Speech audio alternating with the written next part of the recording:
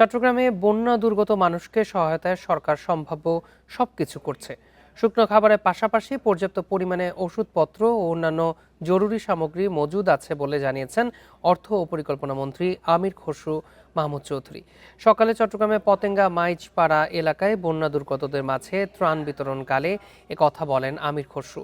মন্ত্রী বলেন, টানা কয়েকদিনের বৃষ্টিতে দক্ষিণ চট্টগ্রামের বাঁশখালী, সাতকানিয়া, চন্দনাইশ, আনোয়ারা সহ নানা উপজেলা নানাভাবে ক্ষতিগ্রস্ত হচ্ছে। সড়ক সেতু অকেজো হবার পাশাপাশি বীজতলা নষ্ট হয়ে গেছে, দেখা দিচ্ছে অসুখ বিসুখ। এসব সমস্যা মোকাবেলায় সব প্রস্তুতি সরকারের আছে। পর্যায়ক্রমে সব সমস্যা দূর করা হবে বলেও জানান মন্ত্রী। এর আগে বন্যায় ক্ষতিগ্রস্তদের মাঝে ত্রাণ সামগ্রী তুলে দেন তিনি।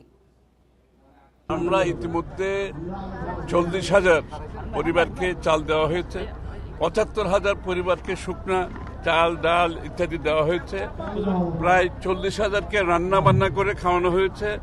এই ধারা কিন্তু অব্যাহত আছে, এটা চলতে থাকবে। সরকার সম্পূর্ণভাবে প্রস্তুত আছে, সুতরাং ইনশাআল্লাহ চিন্তার কোনো কারণ নাই।